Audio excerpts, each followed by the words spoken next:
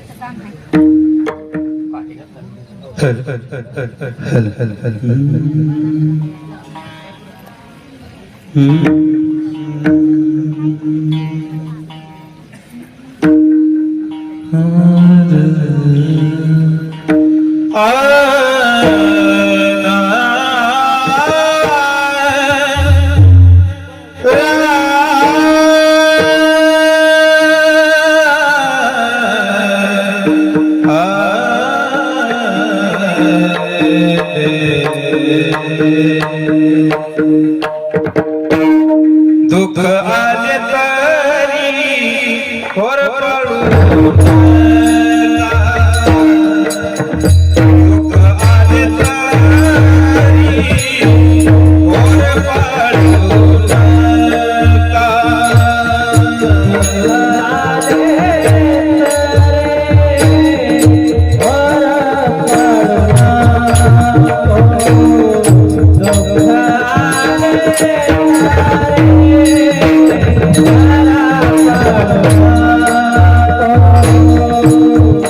दुःख आले तरी खोर पडू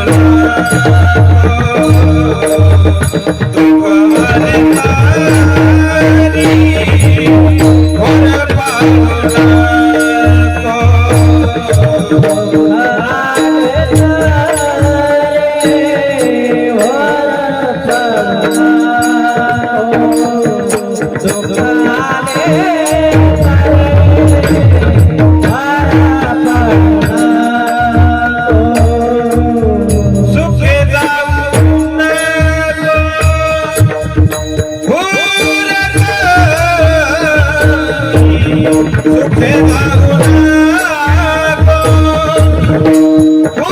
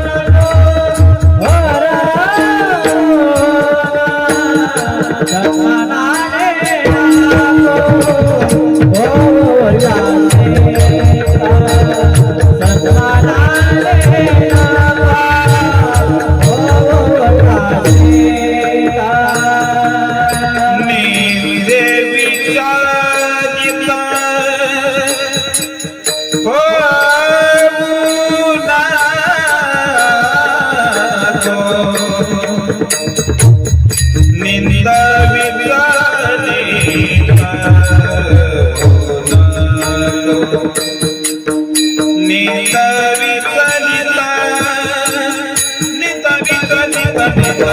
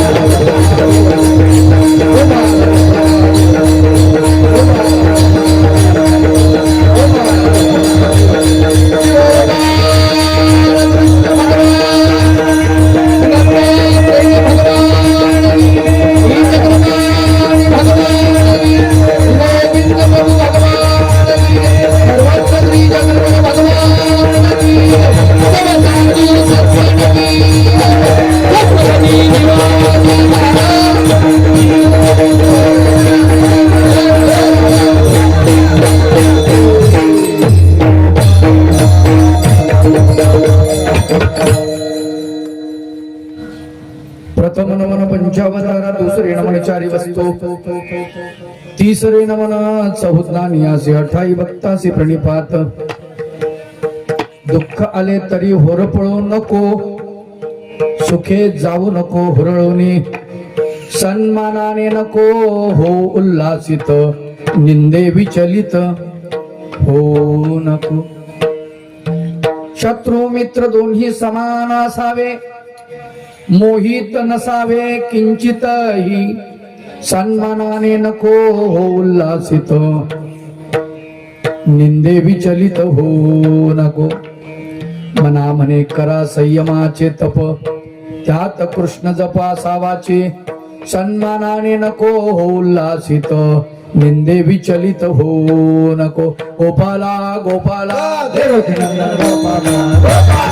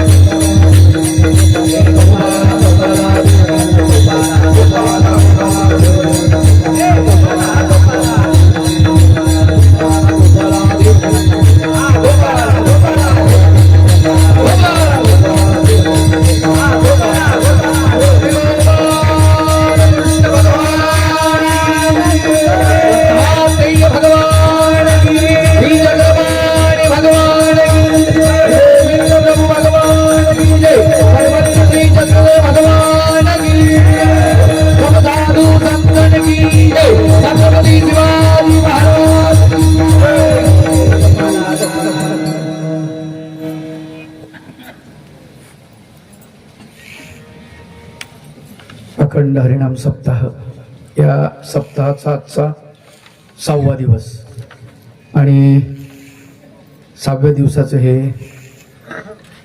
शेवटचं सत्र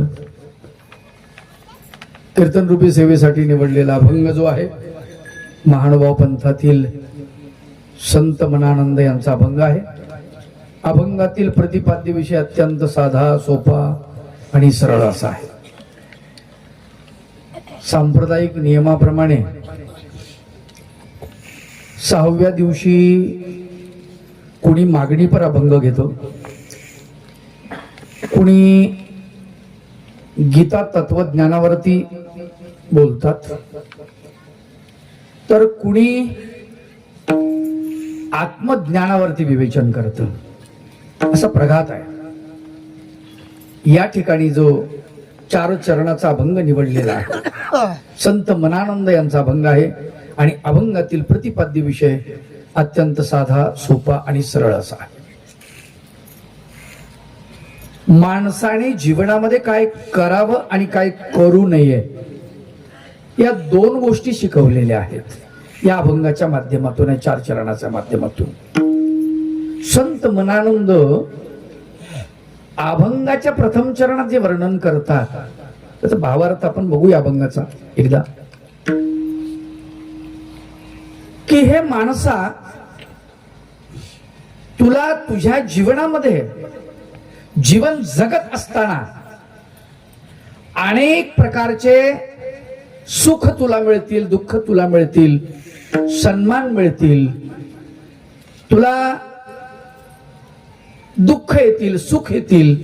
पण या सुखाला दुःखाला न डगमगता तू काय करायचं आहे याचं ते वर्णन करतात.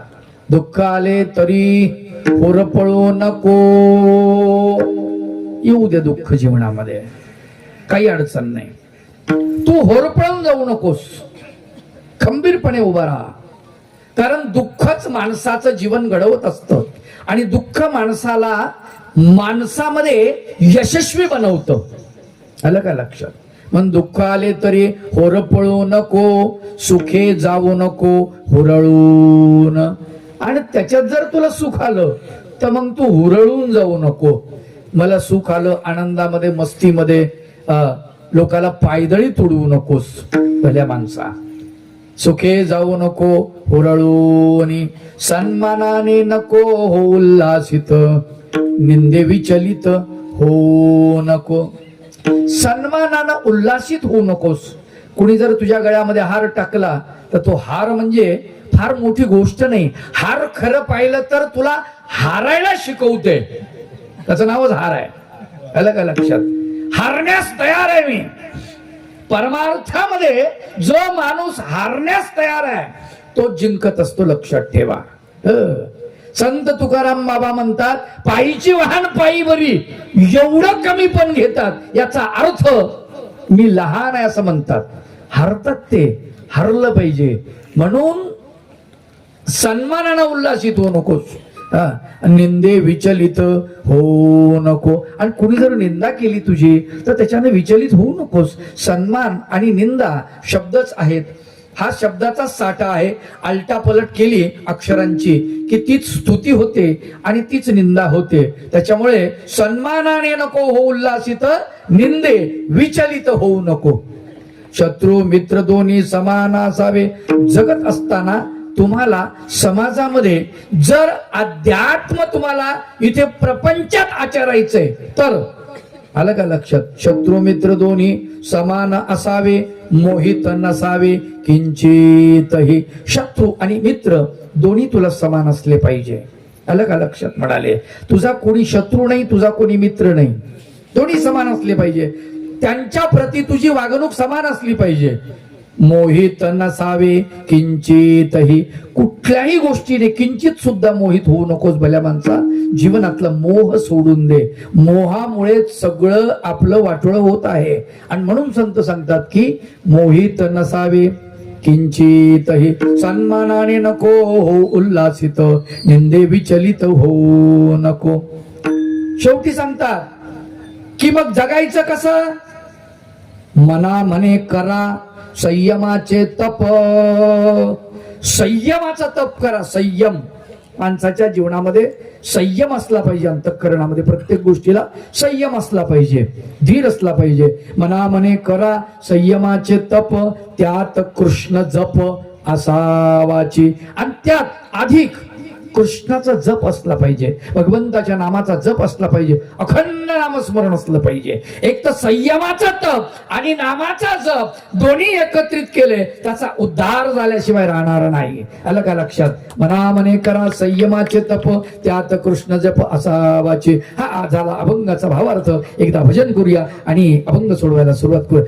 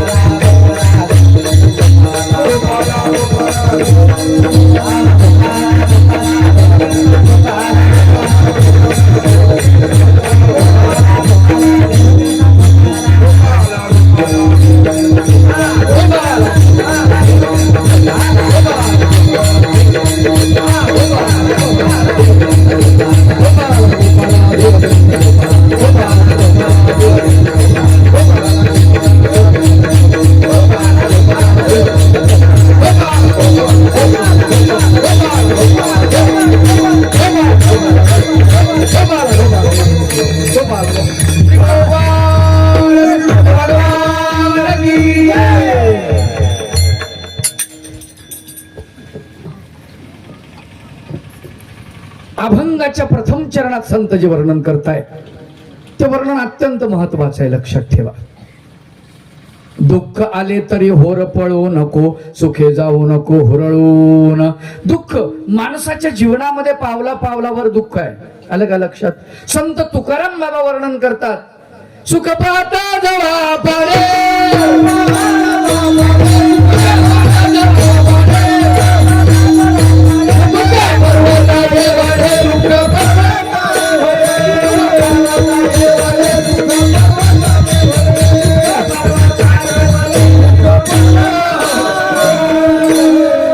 सुख पाहता जवा पाडे आणि दुःख पर्वता येवडे. खर तर दुःख आणि सुख हे तुमची भाषा मांडलेली आहे संत तुकाराम बाबांनी. तुकाराम बाबाला सुख होय तितकंच आहे आणि दुःख होय तितकंच आहे. आपल्याला कळण्यासाठी आपल्याला वाटतं दुःख आलं ना की आपल्याला दुःखाचे दिवस लवकर जात नाहीत. बघा, घड्याळीचा काटा असा वाटतो की धीमे चाललेला आहे, आणि सुख आलं असं वाटतं की घड्याळीच्या काट्याला काय बांधावं काय माहिती, ते भलतं पळतं लवकर, भरकून उडून जाते. सुखाचे दिवस भरकून उड, दुःखाचे उडतच नाही. माणूस बिमार पडू द्या, दवाखान्यात जाऊ द्या, त्याच्या सोबतच्या माणसाला सुद्धा असं वाटतं अजून 10 वाजले का, 12 कधी वाजतील, आणि मग दुपार कधी होईल, आणि जेवायचं का, भूक लागलेली असती, लवकर भूक लागती, संध्याकाळ कधी होती, संध्याकाळचं जेवण, त्याच्यापाशी थांबावं लागतं. अनेक गोष्टी, अनेक भानगडी. माणसाच्या जीवनामध्ये दुःख माणसाला होरपळून टाकतं. आलं का लक्षात? होरपळून टाकतं.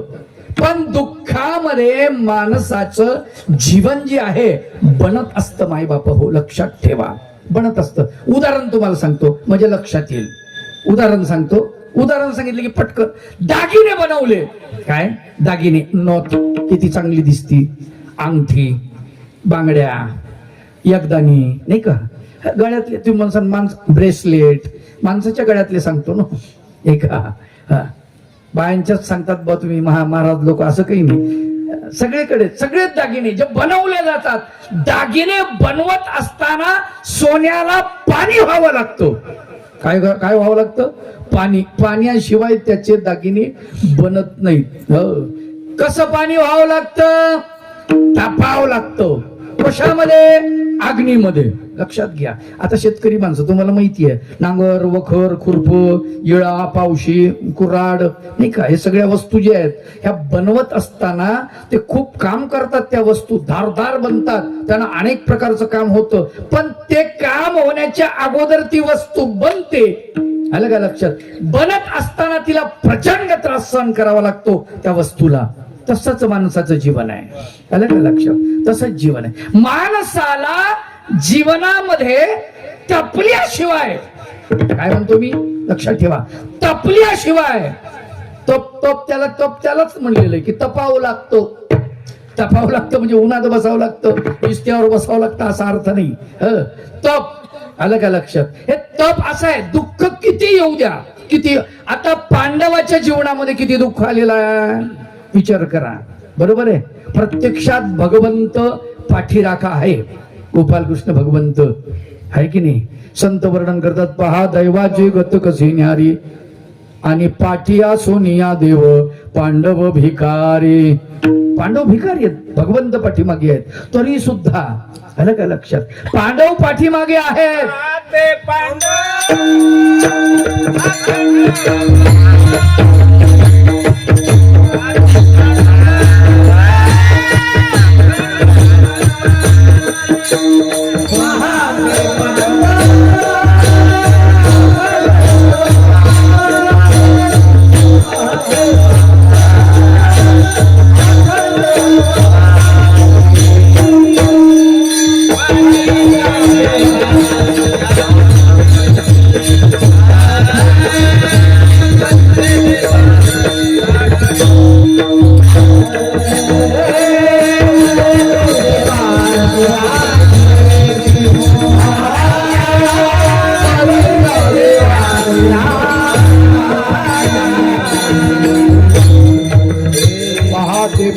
खंड वनवासी परी त्या देवाचे आळवी. ती केवढा त्रास आहे मला सांगा. पांडवाला जेवढा त्रास झाला तेवढा कुणाला झाला नसेल.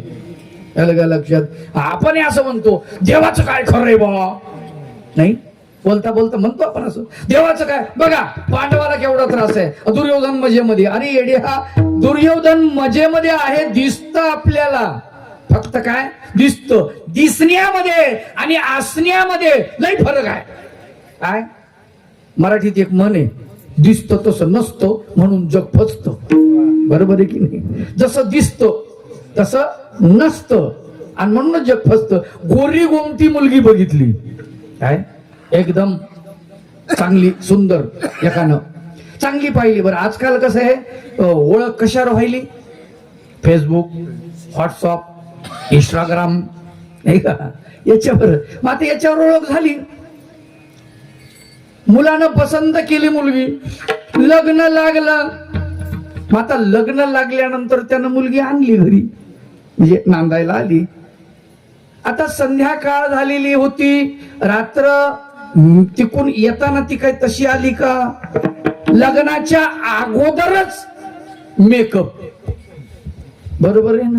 मेकअप केल्याशिवाय पोरी आता लग्नाची पायरी चढत नाही, पोरही नाही पोरी नाही. आलं का लक्षात? हा. आणि आता पाठवायचा दिवस तो त्या दिवशी सुद्धा मेकअप करूनच आली. मग आता घरी आली, नांदायला आली, राहिली.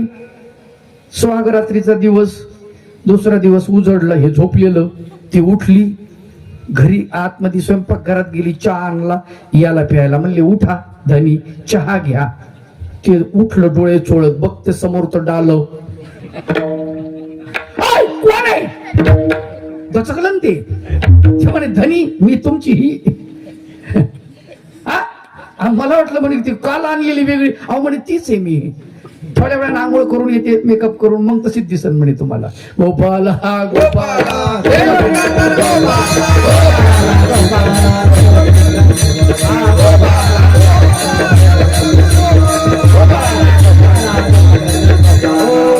सगळीकडे दुःखच आहे. पहा, आपल्याला असं वाटतं शेजारी बरं चाललंय. काय शेजारी बरं चाल? आपल्या घरी तेच असते, घरोघरी तीच बरी आणि न सांगत तीच बरी. सगळीकडे तेच आहे, सगळीकडे तेच घराने. काही लोक म्हणतात काय महाराज आमचं लय वाईट झाले, लोक लय दारू प्यायलेत, आता काही खरं नाही राहिलं. आम्ही म्हणतो आमच्या पण तेच चाललंय भाऊ. काय सांगावं, कोणाला सांगावं घरानं? अवघड काम आहे. बमलू बमलू थकून चाललो. लोक काही ऐकत नाही. मीच सांगतो आता नवीनच करायला पाहिजे फंडा. बायाला सांगतो प्या तुम्ही खुशाल. नाही इलाज आहे त्याला काही. आता माणसं